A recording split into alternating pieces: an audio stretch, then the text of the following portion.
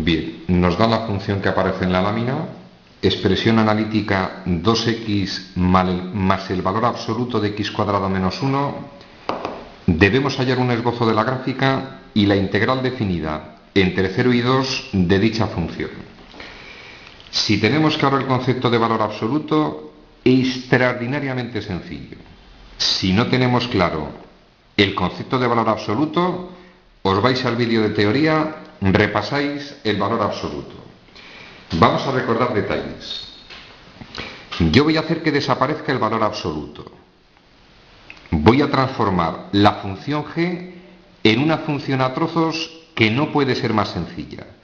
Procederíamos de la siguiente forma. Yo voy a analizar el interior de ese valor absoluto. Aparece la expresión x cuadrado menos 1. Sencillo. Si yo analizo esta expresión, pueden suceder dos situaciones. La primera, que el resultado del interior del valor absoluto dé positivo, o que al sustituir la x por cualquiera de los valores del dominio de la función, que evidentemente es r, el resultado diera negativo. Si el interior del valor absoluto es positivo, podemos prescindir del valor absoluto. Se elimina.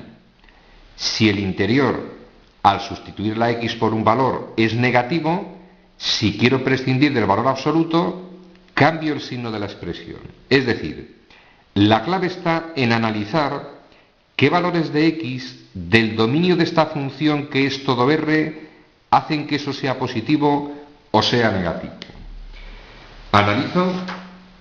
Estamos ante una expresión de segundo grado.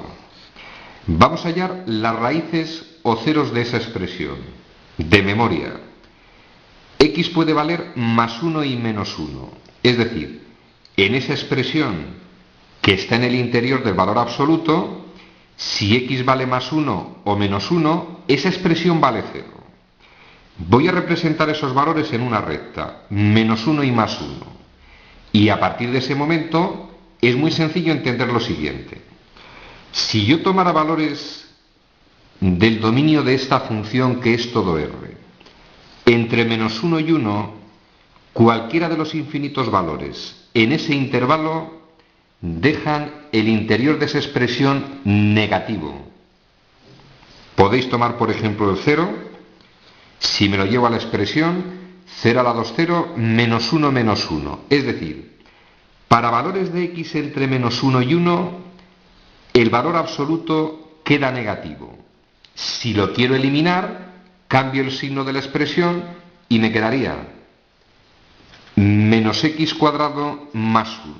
Es decir, si tomamos valores entre menos 1 y 1, como el interior va a quedar negativo al sustituir por esos valores, si cambio de signo a la expresión, garantizo que quede positiva y puedo prescindir del valor absoluto.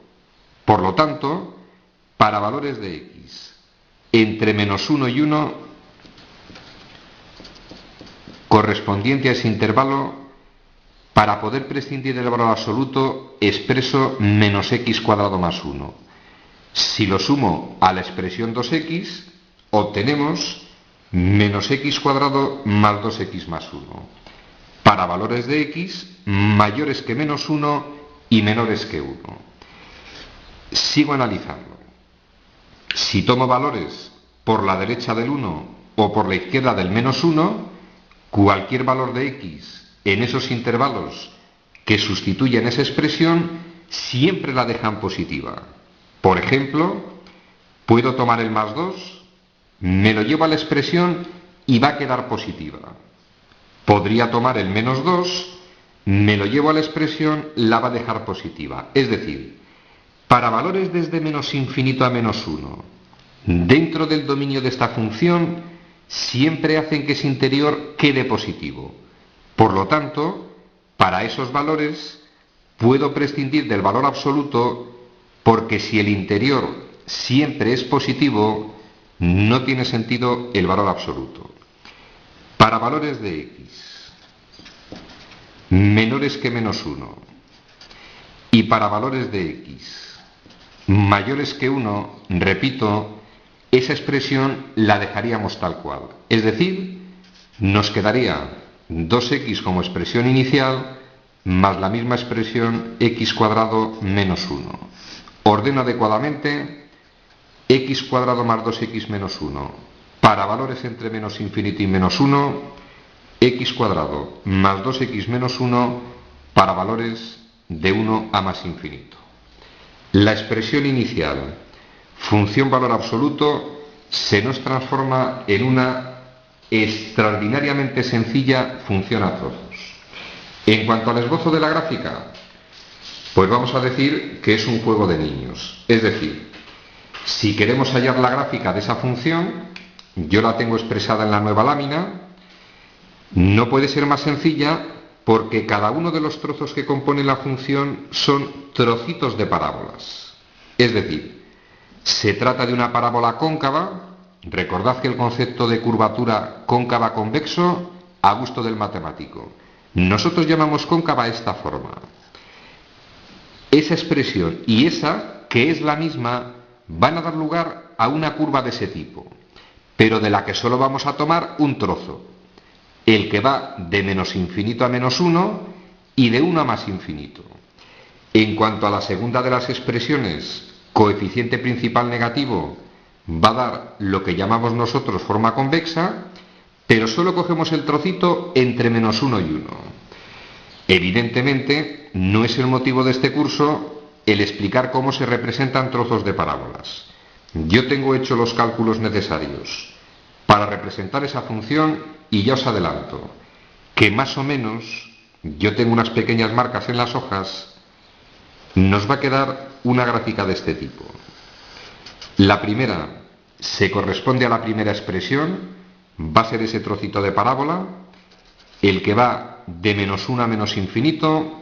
Segundo trozo se va a corresponder de forma aproximada a ese trozo de parábola, y el tercero de los trozos, que es continuación de esta, se va a corresponder aproximadamente a ese trozo de parábola.